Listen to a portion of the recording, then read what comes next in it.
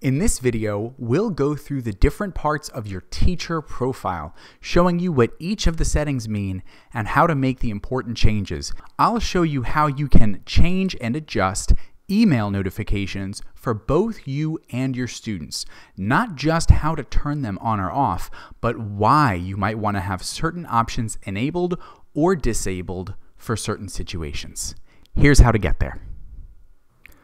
To access my profile, all I have to do is click on my profile link and then click Profile. And now I have some options.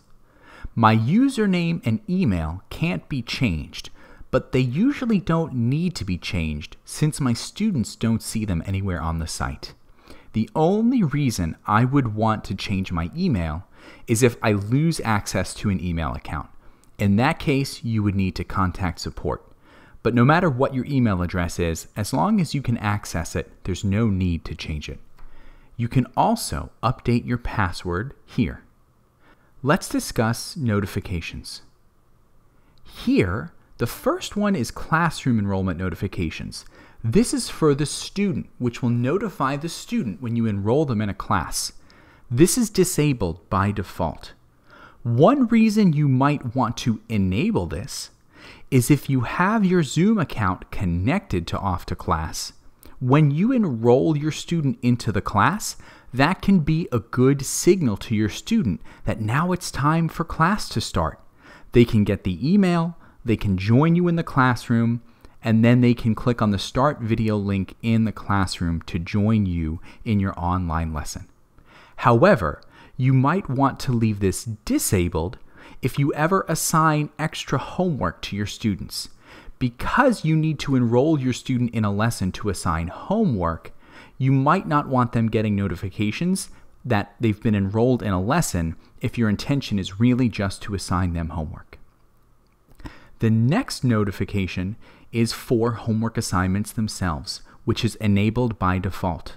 By default, the system will notify your students by email when they have a new homework assignment.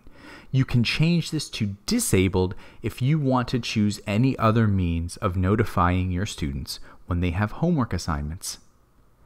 The next notification is for you, which is a homework submission notification. This is for you as the teacher to get notified when your student submits homework. This is enabled by default because it's a good reminder that once your student completes the homework, it's now ready for you to log in and correct your student's answers. The next notification is homework due notifications, which are disabled by default. You can turn this on if you'd like to send your students a reminder email before their homework is due. The next notification is for your students to be notified once you've made corrections to their homework. This is enabled by default so that students can get a reminder to check your comments and so that they can see how they did. Finally, we have a homework default due date. Anytime you assign homework, you can manually choose to set a due date or to have no due date. By default, no due date is chosen, but if you always like to use a certain interval for your due dates, you can select them here instead of having to choose it every time you assign homework. I'm going to skip the video conference link since we're going to discuss that in the video about how to teach online lessons with Zoom.